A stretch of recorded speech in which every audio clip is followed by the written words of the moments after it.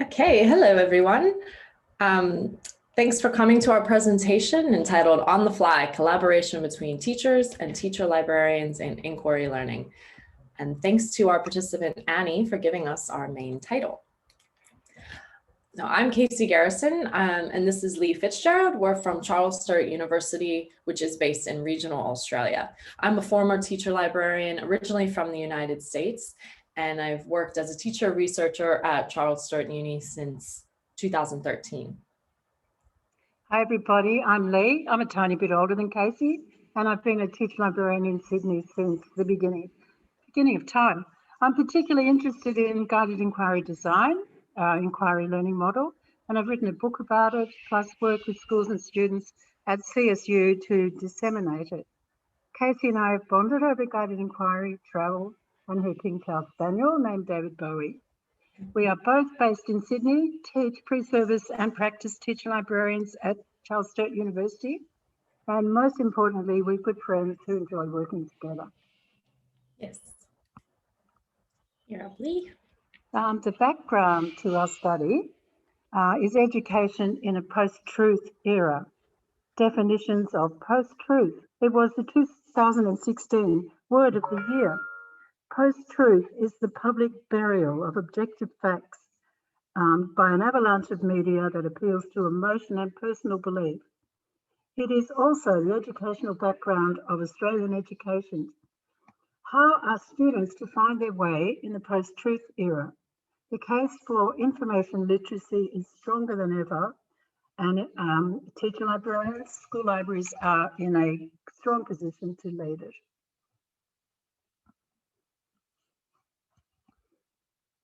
Our research question, please read the research question there. In our first survey, which is reported elsewhere, we found that 109 teacher librarians across Australia engaged in substantial inquiry units every year. We asked some of them to go into greater detail on the phases of planning, delivery, and assessing of inquiry units, and we wanted them to describe factors that enabled and obstructed successful inquiry units.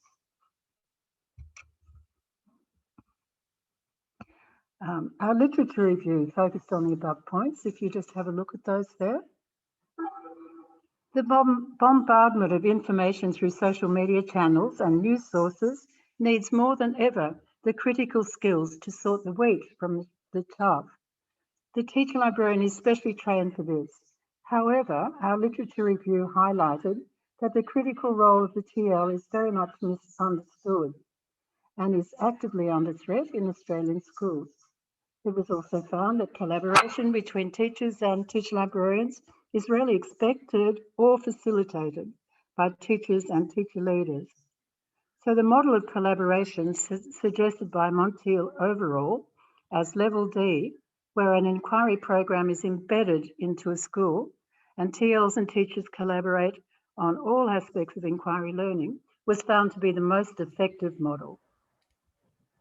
Yeah, so that model that Lee mentioned there by Montiel-Overall, here's all four of the levels of that. And this forms the framework for our study. So Montiel-Overall found these four models: coordination, cooperation, integrated instruction, and integrated curriculum. In her research looking at teacher librarians' collaborations with teachers on lessons.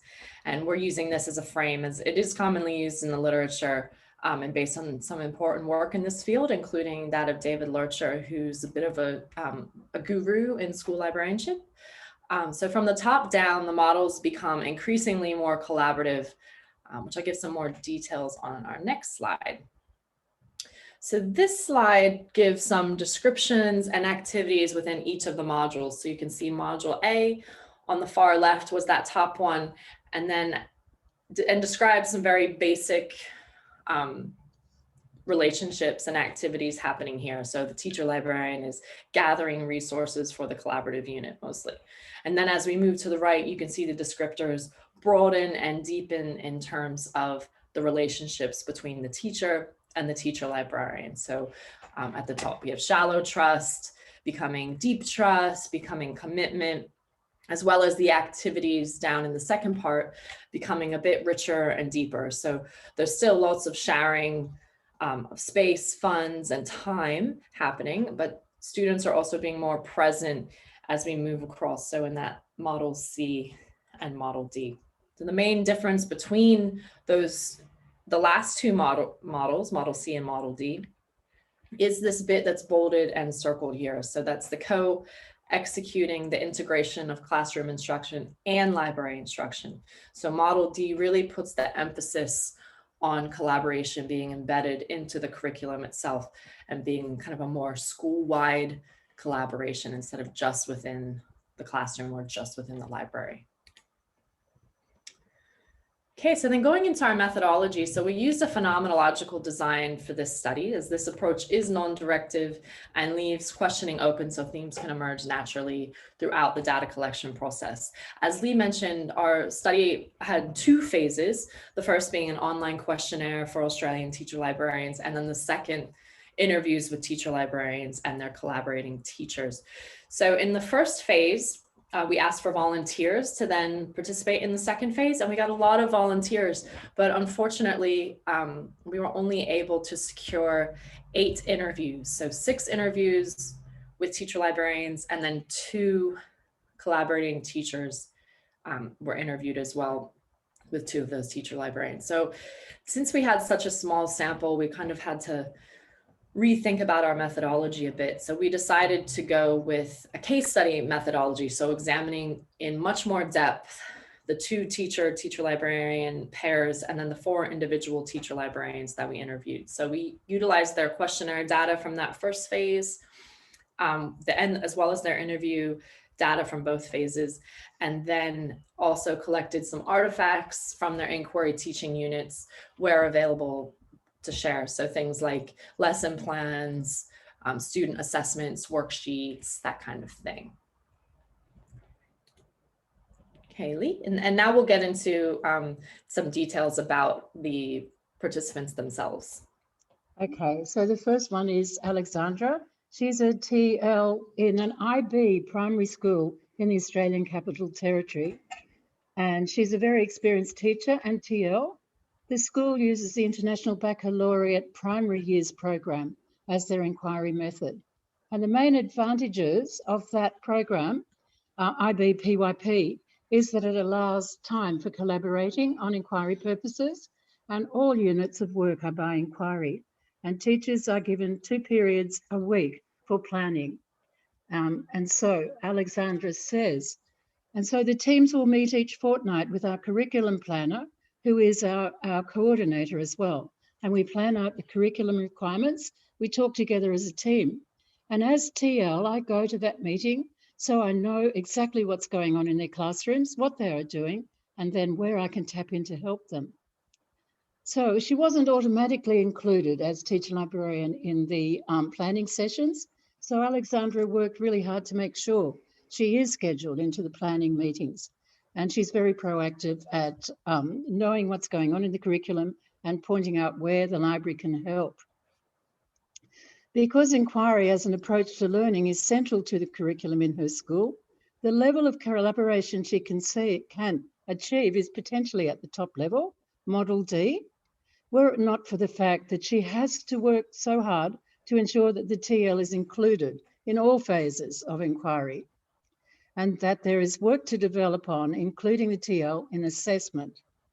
She talks about feedback to teachers as being rushed. We will often talk about the challenges we had today, and I guess that's something we need to refine. And I think Alexandra, in highlighting that she's not often involved in the assessment of inquiry, was typical of all of our case studies. Okay, Kana Windra is a teacher librarian. She has been for over 10 years. She delivers 3 to 5 inquiry units per year at her school year. And a unique element to Kana Windra's school context is that her state, which is Western Australia, is delivering massive budget cuts to schools, which have meant that many schools are losing their teacher librarians and their libraries. Further, since she, like all qualified Australian teacher librarians, is also has a teaching degree in another subject area, She's being pulled out of the library to teach classroom subjects like English and social studies. So this limit on her time causes problems in implementing that Model C, Model D, as Montiel-Overall described. But nonetheless, collaboration on inquiry units described by Kanawindra does show attributes of Model C's integrated instructions. So for example, like Alexandria, Kanawindra notes the importance of relationships. Quote, it's very much a relationship issue in building a trust with other teachers that you have the best interest of their learning areas and their students at heart. So this is really in line with the deep trust and collegial descriptors that Montiel-Overall included in that table a few slides earlier. Kanawindra also describes the importance of being helpful and supportive to time-poor, quote, exhausted teachers dealing with a crowded curriculum by offering to mark assessments. Something else some of our other teacher librarians said, but rarely teachers take them up on this offer. Okay, so moving on to Emma. Emma is Head of Information Service at an independent Christian school on the outskirts of Sydney. She's got more than 20 years of experience as a teacher and 15 years as a TL. The school is primary and secondary, and she uses guided inquiry design and the New South Wales information search process as her model. Emma's inquiry program is one of the closest of any of our participants to achieve Model D integrated curriculum based on guided inquiry design across the entire school from kindergarten to year 12 and across the whole curriculum. It's really rather a model GID program. She emphasised the importance of planning, delivering and assessment being all covered at the planning stage. That was a really important element for her. She notes that she tends to write the inquiry units themselves and to ensure that there are suitable resources throughout as a good teacher librarian. And she works with teachers to create an inspiring opening to the unit where the raising of curiosity is so important. Finally, she says it's important that teachers understand inquiry theory and practice and that they don't necessarily do that automatically. And so she engages her teachers in guided inquiry theory before they work together in the classroom or library. So Emma's model anecdote also speaks to her reputation at her school as an expert educator and mentor to other teachers developed through time and experience. Okay, moving on to Snowy. So Snowy is a teacher librarian at a primary government school in New South Wales, and she's worked as a teacher librarian for over 10 years. At the time of Snowy's interview, she was in a new school with a principal who was unfamiliar with the role of the teacher librarian or the impact that a teacher librarian can have on supporting students and teachers. So Snowy took this as an opportunity to include collaboration with teachers as a professional development goal for herself for the year on her individual plan to show the importance of collaboration to her principal. Snowy's determination and ingenuity in pursuing collaborative opportunities with her teachers defines Montiel-Overall's Model C integrated instruction. Snowy has added a responsibility column in the planning documents for the inquiry units that she collaborates with teachers to make the roles for the teacher librarian and the teacher more transparent as they move through the unit. Okay, so moving on to teacher librarian Annie and teacher Amy. They come from an urban Christian all-boys independent school in Sydney with a long history of inquiry and collaboration. Teacher librarian Annie has over 10 years of experience and delivers between 3 and 5 inquiry units per year using guided inquiry design, project-based learning, or the New South Wales information search process, which is currently under redevelopment. So the teacher, Amy, describes TL, Annie. The TL at our school is a phenomenally experienced and talented teacher, and so drawing from her wealth of knowledge and the great ideas she comes up with, it's fantastic. Collaborating with someone who has a lot of ideas is empowering, and the boys benefit from having a shared knowledge and shared teaching experience. So this is a school where collaboration with the library has been going on for a long time. And as Annie Teal says, it's also the culture of the school. That's just how the library works. So there's no choice about it, really. This is a guided inquiry school, no two ways about it, which would mean that the unit of work is all done by inquiry, but it doesn't always happen. The inquiry task is often only a small part of the content of the topic, which does not make true inquiry, as Annie says about planning and in our paper's title. I'd say planning is a big problem. It's often on the fly. That's the honest truth. Unfortunately, Model D is not achieved because of the impact of time, the crowded curriculum to carry out inquiry units, and the shortage is particularly felt at the planning, delivery, and assessing of the units. So it's a bit tricky, says teacher Amy, because you don't want to be doubling up on the content you are teaching, and we've just sort of mark off an area of the program that would be for this inquiry-based unit. And we're going to do an inquiry study, for example, on an Australian native animal, and that will be the inquiry part. So I think that the program there of guided inquiry is very strong, but it is weak in the area of assessment. And I think that's an important part for the teacher librarian, being able to demonstrate the difference that they make to the learning outcomes of students. Thanks, Lee. Then moving on to our second pair of teacher, librarian, teacher, we have Maggie and Suzanne. So they work in a primary government school in South Australia, so in a metropolitan area with students from a low socioeconomic background. So teacher librarian Maggie is an experienced educator with over 10 years in the library and education, while teacher Suzanne is a bit more novice, but still with 5 to 10 years of experience in education. So they both deliver 3 to 5 inquiry units a year. Despite many schools in South Australia not having teacher librarians, as the government does not fund them specifically or tell schools you have to have a teacher librarian, New South Wales is the only state in Australia that actually does that. So whilst they don't do that in South Australia, this school in particular really values the role of the teacher librarian and Library Resource Centre for Learning and has made it a point to secure funding for those areas. So Maggie notes, the school is very strong on research-based learning and using the Resource Centre library for what it is there for.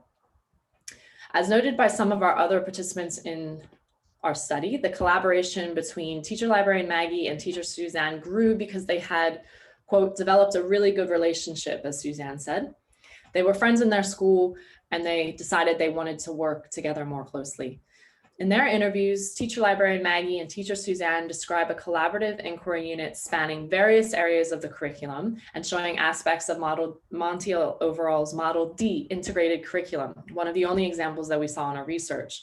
So in this unit, they delivered with Year 4 and Year 5 students. They explored and created an Australian Indigenous plant garden throughout the 2018 school year. With the culminating project being an actual garden, this unit was highly complex and integrated various subjects from English, mathematics, science, and Indigenous Australian culture and history. The students identified and wrote letters to community stakeholders to raise funds for the project. They used high-level measurements and geometry to design the garden, and they worked with their kitchen garden teacher to choose appropriate plants. Maggie and Suzanne worked together to plan, deliver, and assess the students as they completed various milestones at the end of each of the 4 school terms, culminating in the unveiling of the garden at the end of the school year. So this unit really exemplifies Model D with the integration of various topics and subjects across the curriculum, and again, across the whole school year.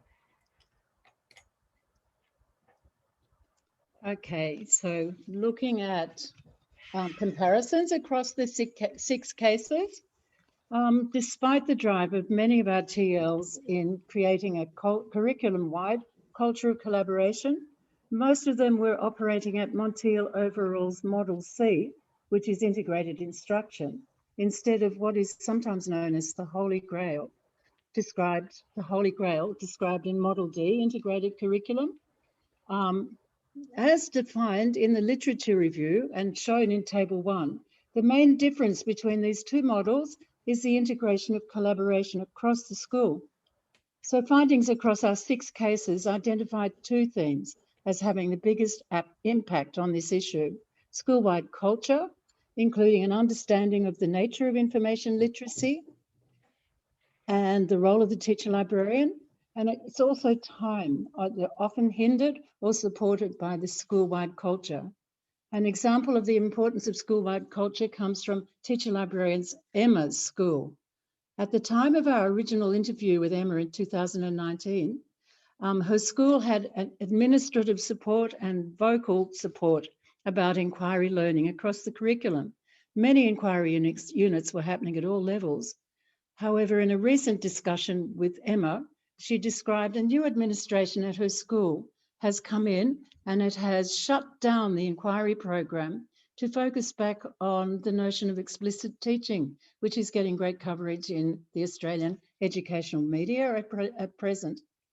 In regards to time, the other factor that limits collaboration at the top level, our respondents describe on-the-fly collaboration carried out at a low level.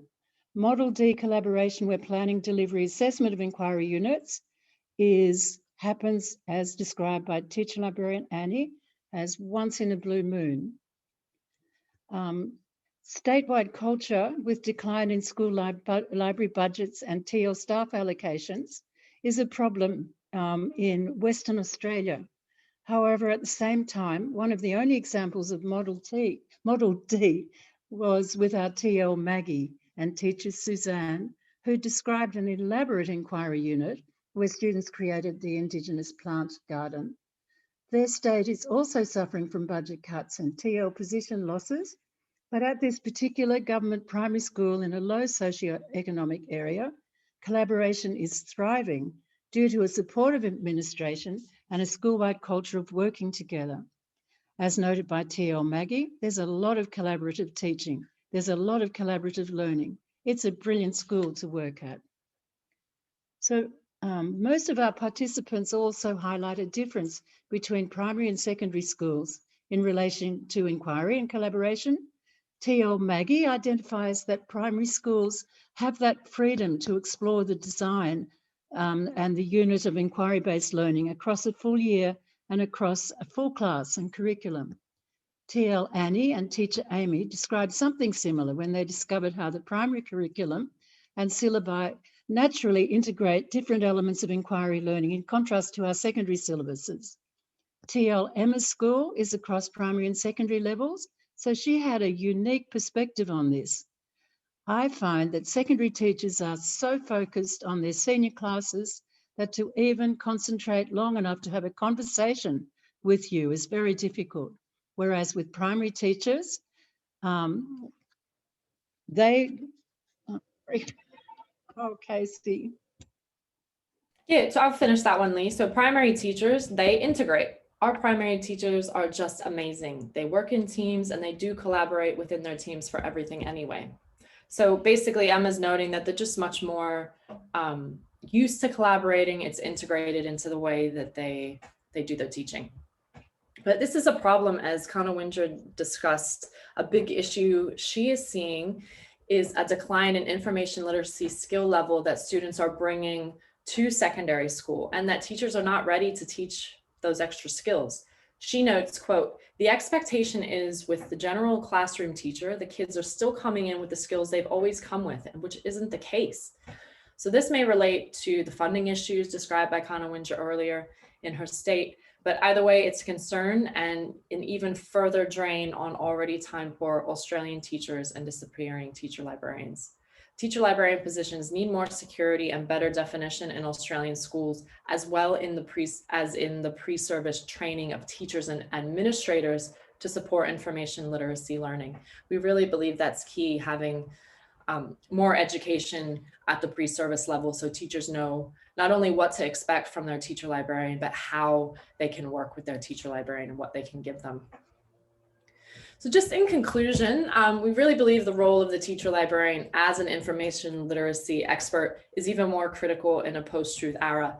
As key notes here in this final quote, in a post-truth era, borders blur between truth and lies, honesty and dishonesty, fiction and nonfiction. Deceiving others becomes a challenge, a game, and ultimately a habit. So we believe we have the answers to disempowering the post-truth era in teaching youth how to think critically, and that the teacher librarian and the school library working in collaboration with teachers is one of these answers. And that brings us to an end of our presentation. We hope you enjoyed listening to us and reading with us, and please feel free to send Lee and I any questions, and definitely read the paper as well for some more information on our study. So Thank you very much, everybody. thank you so much.